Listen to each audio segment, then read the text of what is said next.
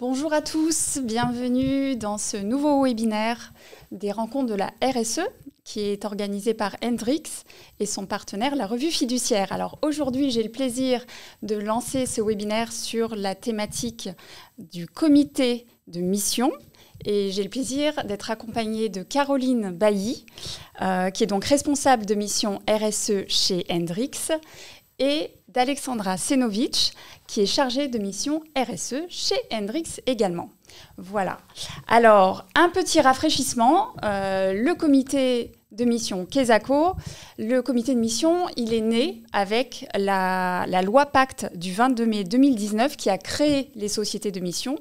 Et en créant les sociétés de mission, elle a créé le comité de mission. Donc la société de mission doit se doter de ce comité, doit organiser son travail. Et donc c'est cette thématique qu'on va découvrir ensemble. Comment le créer, comment l'organiser, comment assurer un bon suivi de son travail. Voilà. Comment va-t-on procéder? Alors tout simplement, on va suivre Caroline et Alexandra qui, en tant qu'OTI, ont pu rencontrer ces comités de mission et donc amasser les bonnes pratiques, ce qui se fait en bien, en positif, et elles vont pouvoir vous faire un petit peu le bilan de toute leur expérience. Voilà, donc je propose d'ouvrir ce webinaire avec Caroline. Alors, juste une petite introduction avant de rentrer dans le vif du sujet par rapport au comité de mission. Qui sommes-nous? Donc, Hendrix, nous sommes un groupe d'experts du conseil pour accompagner les dirigeants sur l'ensemble des problématiques comptables, financières, sociales, juridiques, dans la gestion du dirigeant et de son organisation. Nous avons plusieurs équipes, dont une équipe RSE, dont nous sommes membres Alexandra et moi-même.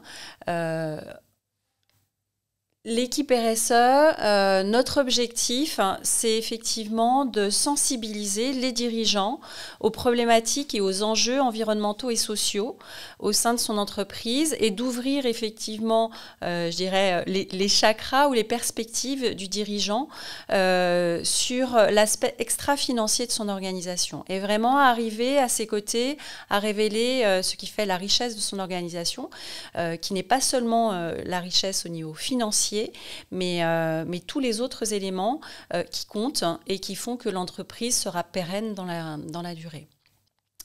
Nous avons donc plusieurs prestations de services pour accompagner les dirigeants. À ce titre, effectivement, nous sommes aussi OTI, donc nous sommes non seulement dans l'accompagnement pour l'aider à structurer une démarche RSE, évaluer ses impacts, mais également pour l'aider à avoir une évaluation des actions qui sont réalisées. Donc à ce titre, nous sommes accrédités par le COFRAC comme OTI pour les déclarations de performance extra-financière et nous avons reçu la recevabilité pour les évaluations de sociétés à mission. Et c'est donc dans ce cadre-là que nous prenons la parole aujourd'hui pour vous faire part effectivement des constats sur le fonctionnement des comités de mission, puisque c'est un sujet qui est effectivement nouveau pour beaucoup de gens et les sociétés que nous rencontrons se posent également beaucoup de questions sur comment le comité de mission doit fonctionner, ce qui doit être mis en place et quel apport il peut avoir. Voilà, donc je vais... Pardon. Pour cette introduction qui nous permet effectivement de comprendre que vous êtes vraiment les interlocutrices idéales pour ce webinaire. Je cède la parole à Alexandra pour entrer dans le détail de ce fameux comité de mission. Merci Alban. En effet, l'objectif du webinaire, comme tu nous l'as dit plus tôt, ça va être de comprendre le rôle du comité de mission aux côtés de l'OTI. Quels sont leurs objectifs et est-ce qu'ils ont des complémentarités dans leur rôle? Et avant ça, c'est intéressant de revenir, comme tu l'as dit aussi un peu précédemment, sur la genèse de la qualité de société à mission, donc comprendre d'où elle vient. Donc, c'est avec la promulgation de la loi Pacte, le 22 mai 2019.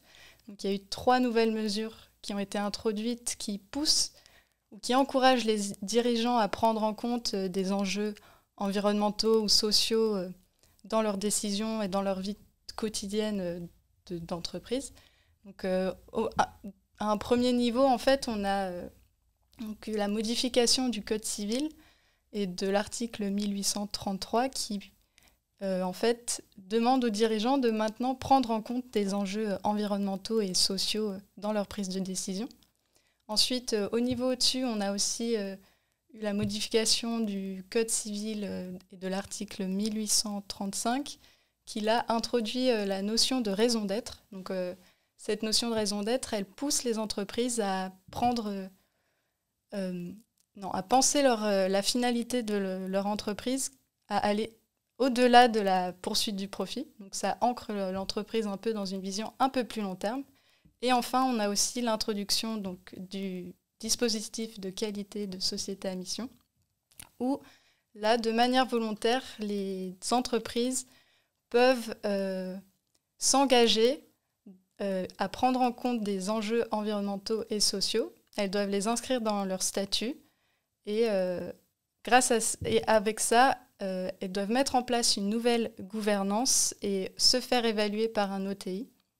Donc c'est des conditions parmi d'autres, donc l'introduction dans les statuts d'une raison d'être et des objectifs sociaux et environnementaux. Et ensuite, donc, la mise en place d'une nouvelle gouvernance et l'évaluation par un OTI. Et ces deux dernières conditions, c'est celles qui vont nous intéresser donc, aujourd'hui lors de ce webinaire. Pourquoi ? Parce que ça va être deux instances qui vont justement apporter de la crédibilité à l'engagement que prend une société en prenant en compte des enjeux environnementaux et sociaux. Donc on va voir en fait qu'il y a eu de nouveaux textes réglementaires par rapport à ça qui nous donnent des détails sur les modalités que doivent suivre le comité ou l'OTI. Donc on a d'un côté l'article 210.10 du Code du commerce. Donc c'est aussi cet article-là qui donne les 5 conditions auxquelles les 5 conditions que doivent suivre une société à mission pour le devenir. Et aussi, on a aussi des détails sur le rôle ou la composition du comité. Donc, on peut voir que, par exemple, qu'il doit au moins inclure un salarié. Et dans son rôle, il est chargé du suivi de la mission, de l'exécution de la mission. Et il peut aussi procéder à toute vérification qu'il juge nécessaire. Et il doit, en plus de ça, présenter un rapport lors de l'Assemblée générale. À côté de ça, en parallèle, on a donc l'arrêté du 27 mai 2021, donc qui est plus dédié en quelque sorte aux OTI, mais qui peuvent donner aussi des éléments de réponse pour les comités de mission concernant leur suivi de la mission. Donc là, on peut voir que l'OTI, il va être chargé d'interroger le comité de mission sur son appréciation, donc sur le suivi qu'il a effectué de la mission. Et il va aussi, par exemple, prendre en compte des éléments comme des moyens mis en œuvre, financiers ou non, pour permettre l'exécution de la mission. Si les objectifs statutaires, donc environnementaux et sociaux, ont bien été déclinés opérationnellement, et s'il y a l'existence d'indicateurs, de moyens de suivi qui pourront permettre le pilotage ou le suivi de la mission. Donc à travers ces deux textes, on voit clairement qu'il existe un double suivi de l'exécution de la mission. Et on peut se demander quel intérêt d'avoir un double suivi, qu'est-ce que ça peut apporter. Donc il y a différents bénéfices à ce double suivi. Donc comme on l'a un peu évoqué tout à l'heure, c'est que d'avoir un double contrôle ou un double suivi, ça va permettre de donner plus de crédibilité aux engagements que la société à mission s'est donnée. Donc et d'avoir plus de crédibilité, ça va aussi permettre aux autres parties prenantes d'avoir potentiellement plus confiance en ce qui est dit, notamment dans le rapport de mission que la société à mission publie. Et évidemment, ça pourra permettre à l'entreprise d'essayer de s'améliorer d'année en année et mieux atteindre les objectifs qu'elle s'est donnés. Donc on a un double suivi, mais ça ne veut pas forcément dire que le comité de mission ou que l'OTI font exactement la même chose aussi. Donc on va voir qu'ils ont des objectifs différents et par derrière des actions différentes, et que ça va aussi permettre de compléter leurs rôles respectifs. Donc d'un côté, en fait, on a le comité de mission, donc il va devoir interagir avec l'entreprise, ses dirigeants, ses collaborateurs, pour un peu mieux comprendre la mission que s'est donnée la société. Et comme il doit présenter lors de l'Assemblée générale ce rapport, en fait, il va devoir donner un avis sur l'exécution de la mission. Et comme il doit donner un avis, c'est comme s'il était un peu redevable à l'entreprise, enfin à l'Assemblée chargée de l'approbation des comptes, de ce qui est dit. Donc il va aussi essayer de challenger la société à mission sur comment elle peut exécuter sa mission. Et donc il peut accompagner l'entreprise et le conseiller par rapport à ça, alors que l'OTI, lui, donc il doit suivre, pour mettre un peu du contexte sur ça, l'OTI, elle doit suivre un code de déontologie et mettre en place une démarche de qualité. Une démarche qualité où l'une des conditions, c'est qu'elle n'effectue pas d'activité, par exemple, de conseil et de vérification pour une même entreprise. Donc elle n'a pas le droit, elle, de conseiller la société à mission sur comment elle peut mieux exécuter sa mission. Elle est seulement ici pour constater de ce qui est fait, de constater si c'est conforme à ce que la réglementation dit. Et donc elle va aussi, à côté de ça, donc, évaluer la sincérité des informations. Donc elle va voir si ce qui est, par exemple, mis dans le rapport de mission est vrai.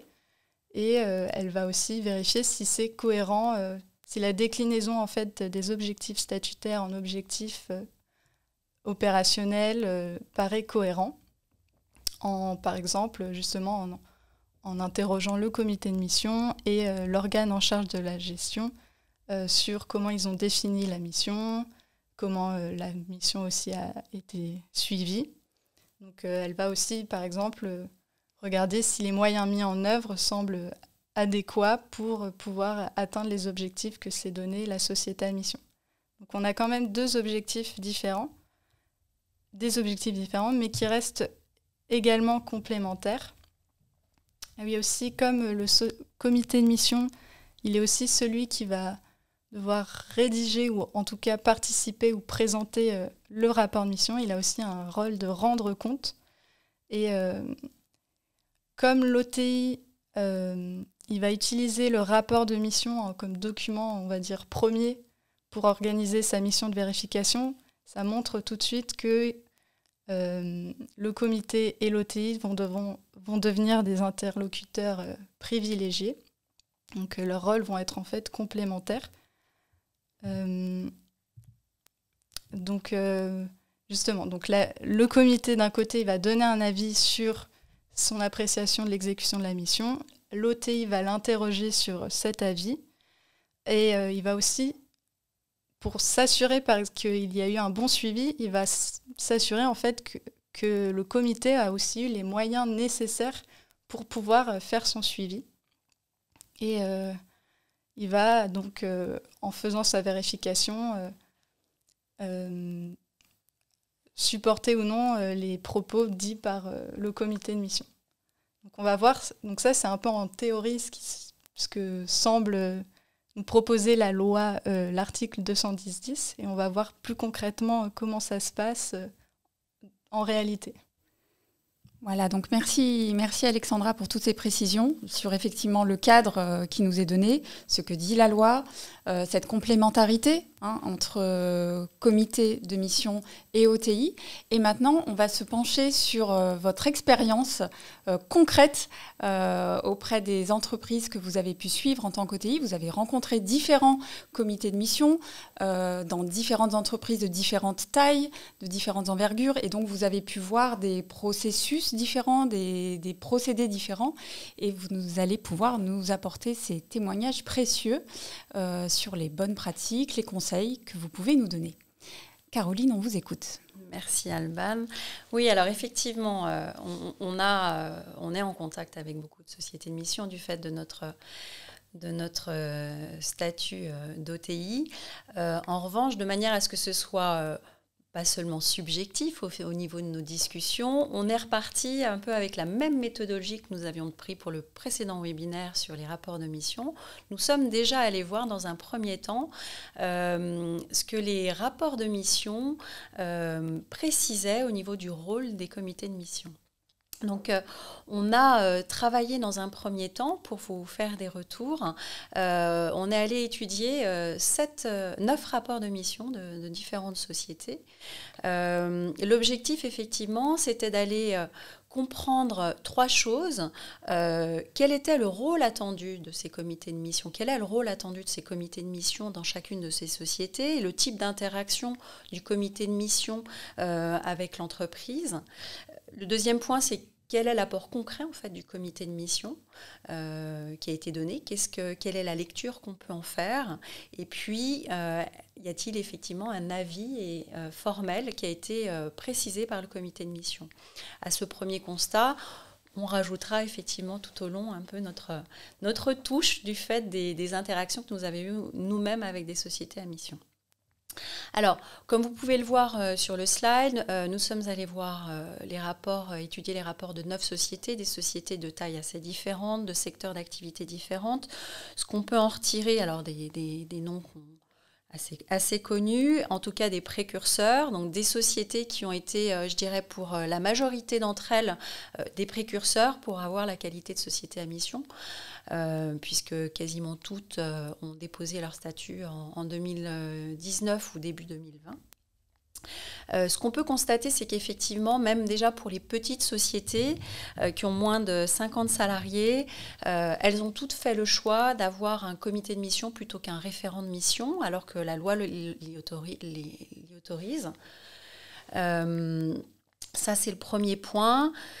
Et ça, on sait aujourd'hui, l'Observatoire des sociétés à mission, des entreprises à mission, précise qu'aujourd'hui, il y a 79% des sociétés en fait, qui ont un comité de mission. Donc, la notion de référent est assez peu utilisée. Et on va comprendre effectivement pourquoi, un petit peu par la suite, pourquoi c'est plutôt le comité qui est, je dirais, à le vent en poupe, entre guillemets.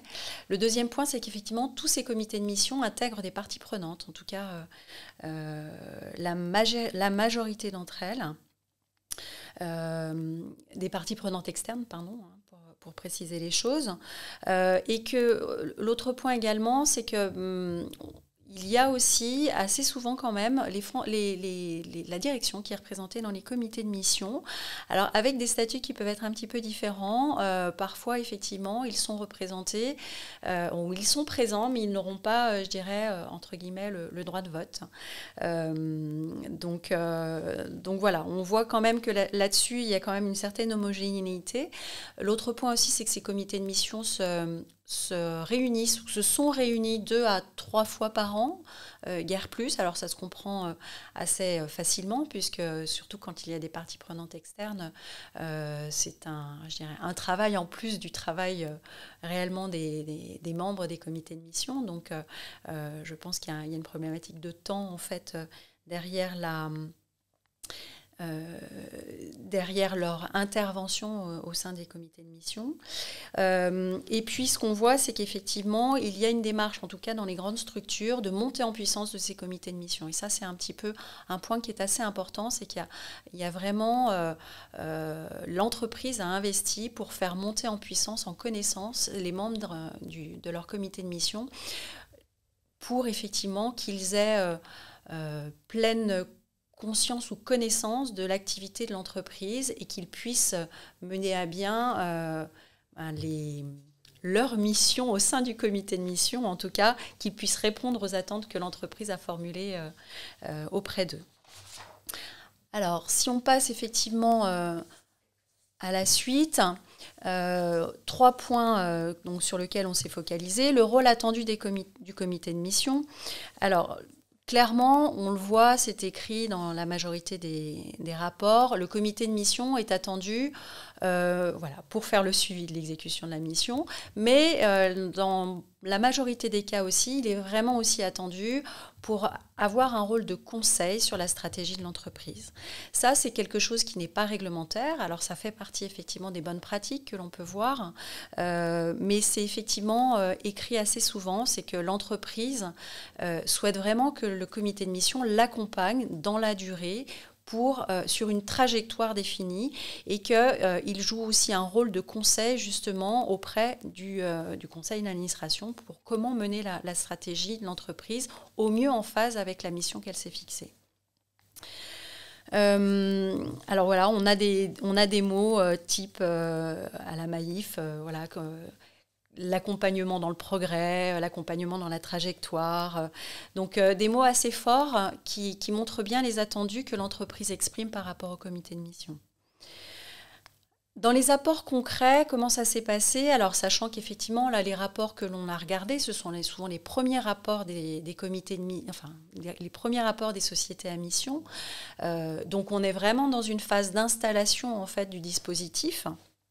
Probablement que les choses évolueront. Ce que l'on voit, c'est qu'effectivement, dans la grande majorité des cas, les comités de mission auront eu un apport sur les indicateurs à mettre en place. Alors ça se comprend tout à fait, puisque l'objectif du comité de mission, ou en tout cas sa mission principale telle qu'elle est définie par la loi, c'est effectivement de suivre l'exécution. Et pour suivre l'exécution, ils ont besoin d'éléments. Et ces éléments-là passent souvent par des indicateurs chiffrés qui proviennent de la déclinaison opérationnelle de la mission au sein de l'entreprise. Donc, je dirais la majorité des comités de mission qui ont fait et dont on parle dans ces rapports-là sont vraiment positionnés sur les indicateurs à mettre en place, ont donné leur avis, ont donné des orientations justement sur les types d'indicateurs pour vraiment aider l'entreprise à structurer les choses et permettre à ce comité de mission justement d'avoir des éléments tangibles pour acter ou non en fait de la bonne exécution de la mission. Certains comités sont aussi allés plus loin, ont interagi sur les actions en elles-mêmes en donnant des avis en fait sur certaines actions à mettre en place. On voit également, alors c'est plutôt une exception, que certains comités aussi ont demandé par exemple à être impliqués dans le choix de l'OTI par exemple. Ça, c'est le cas pour une société à mission parmi celles que l'on a regardé. D'autres aussi insistent sur le fait que ce comité de mission va permettre effectivement à la société à mission de structurer les preuves qui lui permettront de faire face à l'OTI, entre guillemets. Ce n'est pas forcément la manière dont c'est dit dans le rapport de mission, mais il joue aussi un rôle pour aider l'entreprise à se structurer et lui permettre d'être évaluée avec des éléments tangibles, effectivement, quand l'OTI fera son travail d'évaluation. Le dernier point aussi, quant à l'avis du comité de mission, puisqu'effectivement, on peut s'attendre du fait de son rôle qu'il donne un avis explicite. Alors, on voit effectivement dans certains rapports que le comité de mission s'exprime ouvertement et va donner son avis sur l'exécution de la mission. Mais ça reste, je dirais, encore, en tout cas sur ces 9 rapports, à la marge. Seuls 3 d'entre eux, ont réellement acté leur position. Par contre, on le voit qu'effectivement, d'autres ont plutôt donné des avis sur chacun des objectifs, donc sans se positionner de manière globale, mais se sont vraiment positionnés sur le fait que, engagement par engagement statutaire, ils donnaient leur avis et orientaient aussi parfois l'entreprise sur la trajectoire à suivre par la suite. Alors, tout ça, je trouve que c'est très positif, puisqu'on voit qu'effectivement, les comités de mission, en tout cas sur ceux que l'on a regardés là, via ces rapports, prennent leur place. On sait, en tout cas, nous, en discutant avec pas mal de sociétés, que ça reste effectivement un exercice un peu compliqué. Parce que le rôle, vous voyez, dans la réglementation est assez large, donc il faut que chaque entreprise ou chaque comité trouve sa place, trouve vraiment quel apport il peut apporter à l'entreprise. Un point intéressant qu'on n'a pas vu et qu'on ne voit pas aujourd'hui dans nos discussions, qu'on n'a pas vu ressortir, ici, c'est que, je fais référence au rapport Rocher qui est sorti fin 2021. À la fois, on voit qu'aujourd'hui, le comité de mission joue un rôle par rapport aux organes de direction et parfois, effectivement, aussi, ce qui est intéressant, ce qui a pu ressortir dans certains, par rapport au conseil d'administration, au conseil de surveillance, c'est ce qui est le cas effectivement dans une petite structure qui va intégrer un membre du comité de mission dans le conseil de surveillance. Donc là, on voit vraiment qu'on est en phase avec le rapport Rocher qui indique qu'il faut que ce comité de mission soit beaucoup plus en interaction effectivement avec les organes dirigeants, justement pour pouvoir, je ne vais pas dire influer sur la stratégie, mais en tout cas pouvoir apporter sa pierre à l'édifice. En revanche, un point qui n'est pas ressorti, c'est que le rapport Rocher indique que le comité de mission pourrait aussi avoir plus d'interaction avec des organes comme les CSE ou le CHSCT et qu'aujourd'hui, c'est quelque chose qui ne ressort absolument pas de ces rapports de mission, ni même aujourd'hui dans ce que l'on voit dans les interactions qu'on peut avoir avec des sociétés actuelles. Donc ça, c'est peut-être effectivement un point de trajectoire pour la suite en termes d'évolution du comité de mission. Donc, les points à retenir, c'est qu'effectivement, le comité de mission, c'est comme la société à mission, son rôle est assez singulier. C'est aussi au comité de mission, dans chaque entreprise, je dirais, de trouver sa place et de trouver son modèle de fonctionnement. Dans un premier temps, on le voit, le travail a été beaucoup focalisé sur les indicateurs, mais il y a déjà des notions d'implication dans la stratégie, de trajectoire à donner, donc ça c'est très positif. Et clairement, là aussi, les choses sont en train de construire. Je suis sûre que si on fait un état des lieux dans un an, on verra que les comités de mission ont un apport, ont pris des positions certainement assez différentes de ce qu'on peut constater aujourd'hui. Et donc, voilà, tout ça est en mouvement, mais aujourd'hui, je trouve qu'on a quand même une bonne base pour la suite, pour qu'ils puissent jouer leur rôle. Et on sait que ce n'est pas facile parce que les membres des comités de mission sont des membres souvent bénévoles qui vont faire cela en plus et que ça prend du temps, effectivement, de pouvoir s'investir pour conseiller une entreprise sur l'exécution de sa mission. Alors, pour terminer, une petite synthèse des bonnes pratiques que nous avons repérées. Il nous semble important, effectivement, quand on constitue un comité de mission, de clarifier dès le départ au comité de mission, de bien reclarifier quel est le rôle qui est attendu, le rôle réglementaire, mais aussi le rôle peut-être plus singulier que l'entreprise peut avoir, les attentes qu'elle peut avoir par rapport au comité de mission.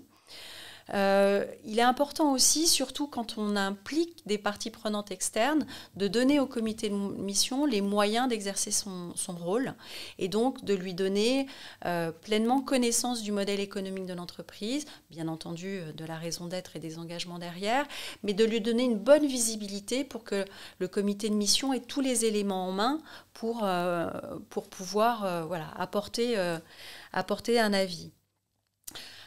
Le rôle de l'OTI est aussi important pour expliciter parce qu'effectivement, Alexandra l'a précisé, il y a une complémentarité entre ces deux instances, entre le comité de mission et l'OTI, et il est important de savoir ce que l'OTI va faire et aussi l'interaction que l'OTI va pouvoir avoir avec le comité de mission.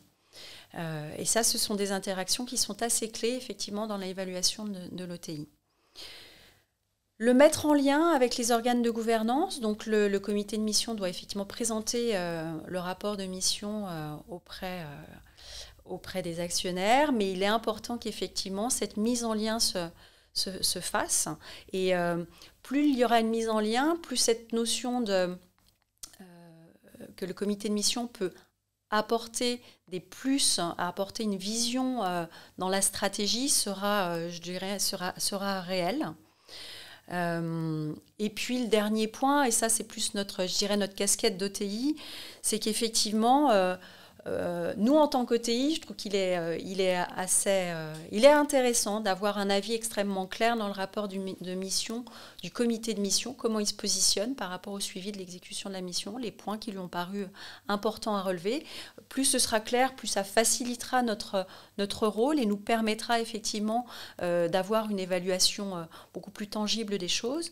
Et puis, dernier point, c'est qu'il faut aussi préparer, je disais, il fallait préparer le comité de mission à faire son rôle, mais son rôle, c'est aussi de bien le préparer à être entendu par l'OTI, parce qu'on s'aperçoit qu'aujourd'hui, parfois, le comité de mission est un peu surpris, en fait, quand on dit, voilà, on va faire des entretiens avec vous dans le cadre de notre évaluation. Donc, c'est aussi un point important qu'il faut clarifier au départ avec les membres du comité de mission. Voilà. Merci beaucoup, Caroline. Voilà, on a fait un tour grâce à Alexandra et Caroline sur ce concept, cette notion et cette réalité surtout du comité de mission. On a pu déchiffrer, défricher tout cela. Maintenant, place aux questions. Donc n'hésitez pas à travers l'onglet Converser de me poser toutes les questions pour que je les transmette à Alexandra et à Caroline. Je vois déjà qu'il y en a une qui est tombée, donc je vais tout de suite en faire part. Les comités de mission ont-ils vraiment les moyens d'exercer le suivi de la mission en se réunissant 2 fois par an ? Alors, c'est une bonne question, effectivement, parce que oui, comme je l'ai effectivement précisé, ce qu'on voit, c'est que les comités se réunissent 2 à 3 fois par an, ce qui est effectivement, on peut se dire, c'est assez peu pour avoir une vision de la manière dont l'exécution de la mission s'est effectuée. Moi, je pense que le point clé par rapport à ça, c'est déjà comment le comité de mission a tous les éléments pour pouvoir bien comprendre effectivement ce que la société réalise. Ça, c'est le premier point. Donc, il est vraiment, je réinsiste sur le fait qu'il est important de faire monter en compétence, en fait, le comité de mission. Alors, compétence, plutôt connaissance, je dirais. Ça, c'est la première chose. La deuxième chose aussi, c'est qu'il est important que ces comités de mission, quand ils sont réunis, soient bien préparés. C'est-à-dire qu'effectivement, on voit dans les rapports que les comités de mission ne se réunissent que 2 à 3 fois par an. Néanmoins, ça ne signifie pas qu'il n'y a pas de travail en amont, qu'il n'y a pas d'autres interactions. Et là, l'expérience, effectivement, de nos interactions avec les sociétés de mission, c'est qu'en fait, il y a un énorme travail qui est fait par les gens de l'entreprise, tout simplement, ou par les collaborateurs, les salariés de l'entreprise qui font partie du comité de mission pour préparer ces réunions formelles. C'est-à-dire qu'il y a souvent beaucoup d'échanges en amont, beaucoup d'échanges a posteriori aussi. Donc voilà, le travail, ça n'est pas seulement 2 à 3 fois par an. Il y a un travail un peu supplémentaire. Ce qui est important, c'est qu'effectivement, ce soit bien préparé parce qu'il faut prendre en compte qu'effectivement, les membres du comité de mission n'auront pas forcément énormément de temps non plus à consacrer à cette tâche-là. Alors là, ça n'engage que moi, ce que je dis, mais effectivement, quand on voit les noms dans certains comités de mission, on sait que voilà, ce sont des gens souvent qui sont très occupés par d'autres fonctions. Donc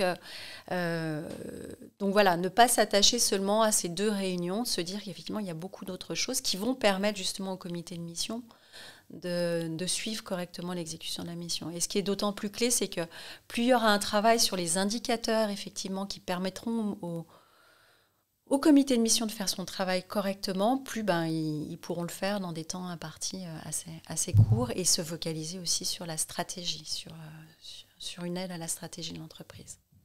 Merci beaucoup, Caroline. Une seconde question. Qui devrait rédiger le rapport de mission ? Comme on l'a vu dans la loi, c'est pas très clair, on va dire. L'article 210, il nous dit que le comité il présente ce rapport de mission à l'assemblée chargée de l'approbation des comptes. Après, comme Caroline nous a dit, il y a des bonnes pratiques ou des pratiques qui se font, qui est que le comité il donne un avis dans le rapport de mission sur l'exécution de la mission.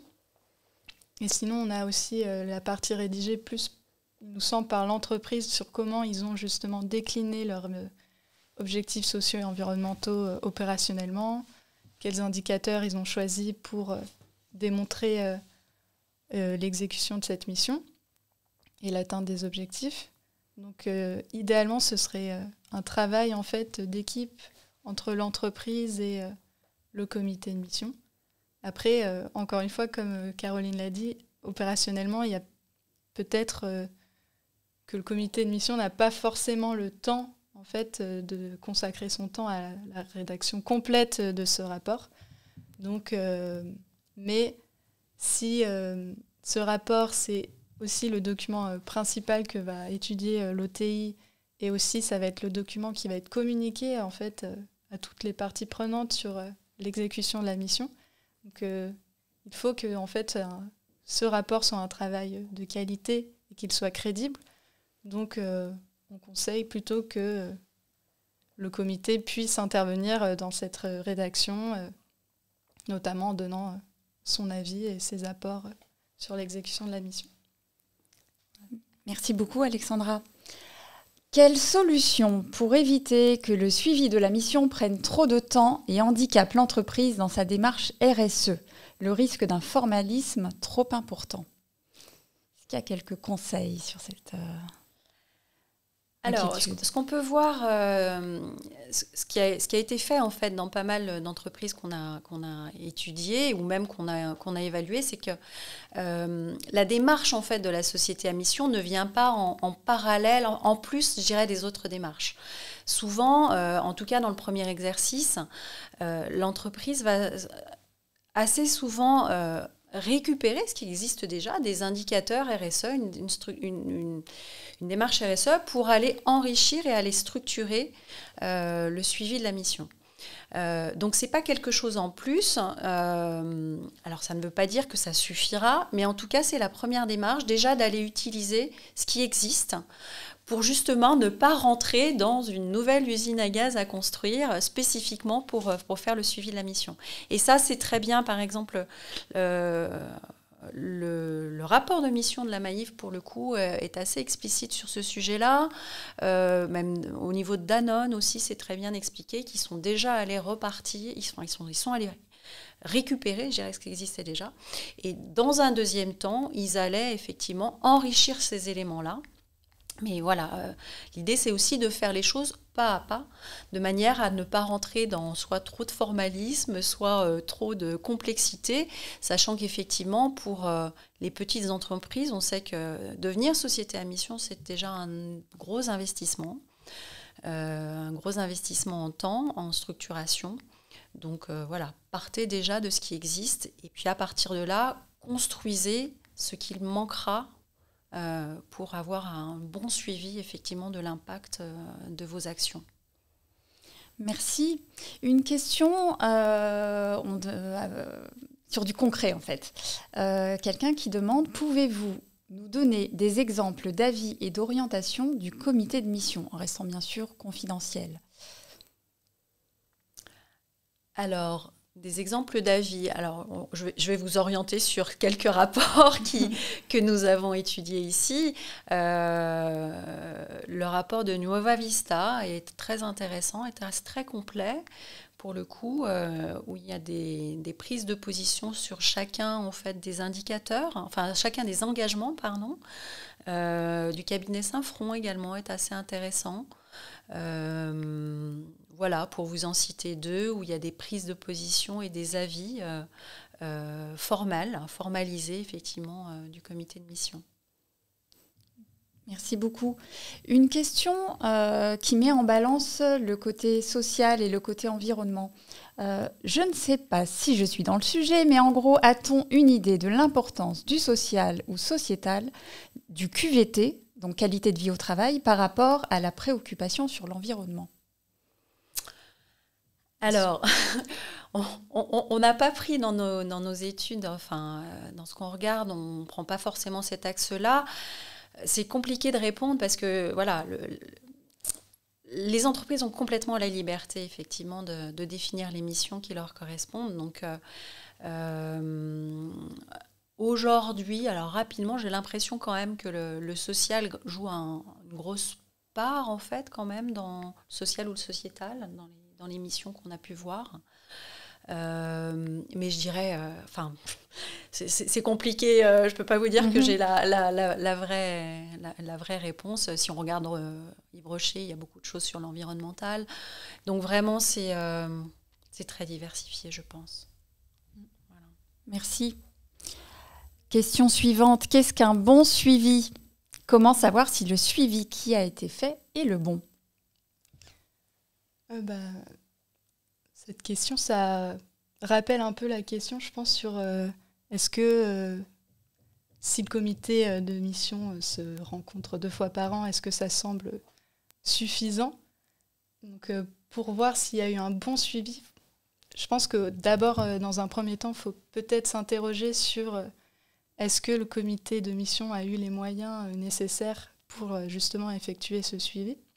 Donc ça va prendre en compte comment il a été composé. Est-ce que les expertises des membres du comité correspondent aussi aux engagements qu'a pris la société à mission. Donc il y a cet élément-là. Et après, ça va être justement, est-ce que le comité a pu monter en compétence sur l'activité de l'entreprise, comprendre ce qu'elle fait. Et après, c'est est-ce qu'elle a eu la possibilité de récolter des informations. Comme le dit la réglementation, il peut procéder à toute vérification et demander tout document pour lui permettre le suivi de sa mission. Donc, est-ce que l'entreprise lui a donné ces éléments-là ?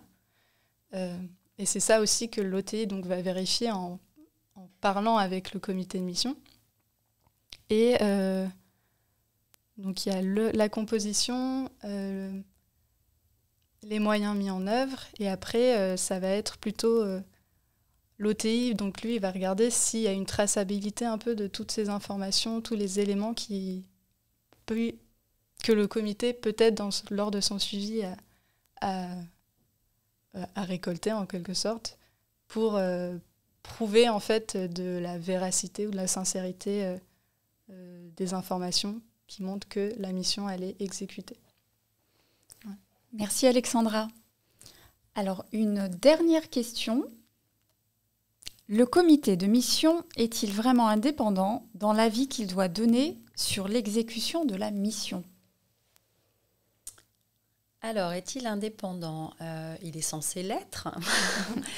Il est censé l'être. Maintenant, effectivement, la question, elle peut se poser sur deux choses principales que je vois là. Un, c'est que parfois, c'est effectivement le conseil d'administration qui va, ou en tout cas la direction qui va aller, chercher les membres du comité de mission. Donc, on peut se demander quelle est l'indépendance des membres qui sont qui sont sollicités. Ça, c'est le premier point. Et le deuxième point, c'est qu'effectivement, on voit qu'il y a des comités de mission où les dirigeants sont complètement intégrés dedans. Moi, je dirais que l'indépendance, les membres, quand les membres s'engagent à faire partie d'un comité de mission, il faut savoir que l'intérêt d'une entreprise d'avoir des parties prenantes externes, c'est justement d'avoir des gens qui sont experts sur leur domaine et des gens qui peuvent du coup apporter un regard assez différent sur certains engagements et justement apporter une prise de recul et du conseil juste sur la manière dont l'entreprise va exécuter sa mission. Donc, dans ce cadre-là, je pense qu'effectivement, tout l'intérêt, c'est d'avoir des membres qui soient assez indépendants et qui puissent justement faire part de leur position. Et je pense que c'est tout l'intérêt de l'entreprise. Après, bien entendu, il y a un enjeu pour l'entreprise, entre guillemets une prise de risque, parce que quand elle décide de devenir société à mission, elle se met, je dirais, en transparence, en fait, par rapport à la société, vu qu'elle doit... Elle communique sur sa mission, elle doit publier l'avis de l'OTI, donc forcément, il y a un risque réputationnel qui se crée. Donc le comité de mission, je dirais, on peut se poser la question, je ne suis pas très inquiète aujourd'hui quand je vois la composition des comités de mission qui sont quand même très variés, qui prennent, quand il y a des parties prenantes externes, des gens qui viennent d'horizons différents. Mais ça, c'est un point effectivement qui est important effectivement à pouvoir vérifier. La deuxième chose, c'est qu'il ne faut pas oublier que ce qui est clé quand même dans ce dispositif, c'est certes le rôle du comité de mission, mais c'est aussi le rôle de l'OTI qui est là justement pour évaluer formellement le suivi, la bonne exécution de la mission. Et l'OTI, elle a un code de déontologie à suivre et elle doit être impartiale et indépendante de la société. Donc, je dirais, même si certaines parties prenantes pourraient avoir un doute sur l'indépendance du comité de mission, mais ce que je remets complètement en question, l'OTI pourra effectivement est là pour s'assurer que son jugement sera vraiment réalisé en toute indépendance. Merci beaucoup Caroline. Alors notre webinaire touche à sa fin. J'espère que vous aurez trouvé beaucoup de réponses sur cette question des comités de mission grâce au regard et à l'expertise de Caroline Bailly et d'Alexandra Senovic, que je remercie grandement pour tous leurs apports. Pour nous, on se retrouvera le mois prochain autour du sujet de la taxonomie. Alors, vous n'hésitez pas à suivre les réseaux sociaux, la date va tomber prochainement.